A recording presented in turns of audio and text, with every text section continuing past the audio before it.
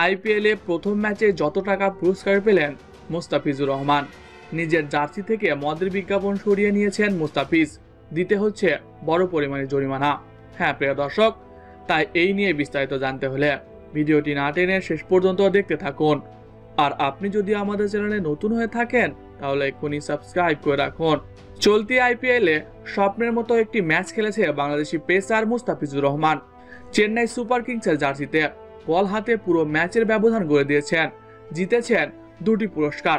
কত টাকা পেলেন সেই পুরস্কার জিতে, চলুন দেখে নেওয়া যাক। গতকাল শুক্রবার 22শে মার্চ রাত 8:30টায় আইপিএল এর উদ্বোধনী ম্যাচে নামে চেন্নাই সুপার কিংস ও রয়্যাল চ্যালেঞ্জার্স বেঙ্গালুরু। ম্যাচটিতে আগে ব্যাটিং এ নেমে নির্ধারিত 20 ওভারে 6 উইকেট হারিয়ে 173 রান করে বেঙ্গালুরু। জবাবে 18.4 ওভারে 4 উইকেটে জয় তুলে নেয় চেন্নাই। এই ম্যাচে 4 ওভার বল করে মাত্র 29 রান দিয়ে 4 উইকেট তুলে নেন দ্য ফিস। তার শিকার হয়েছেন Faf du Plessis, Virat Kohli, Cameron গ্রিনের মতো তারকা। তাতে চেন্নাইয়ের বড় স্বস্তি এনে দেয় বাংলাদেশি পেসার এবং তার বোলিং তোপে ম্যাচের নিয়ন্ত্রণ পেয়ে যায় চেন্নাই। এদিকে উদ্বোধনী ম্যাচে এমন পারফরমেন্স করে 147 ফ্যান্টাসি পয়েন্ট পান বাংলাদেশি পেসার। তাতে ফ্যান্টাসি প্লেয়ার অব দ্য ম্যাচের পুরস্কার হাতে ওঠে।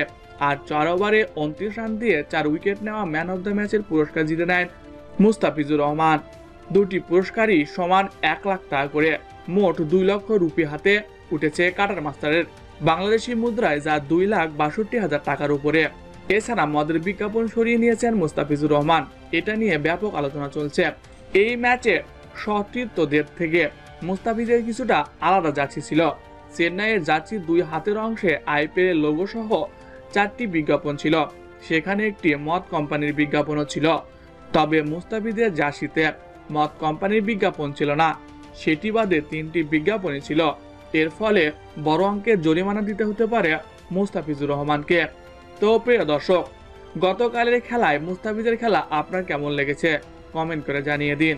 এছাড়াও খেলাধুলার সকল আপডেট সবার আগে পেতে হলে আমাদের চ্যানেলটি সাবস্ক্রাইব করতে ভুলবেন না। ধন্যবাদ সবাইকে।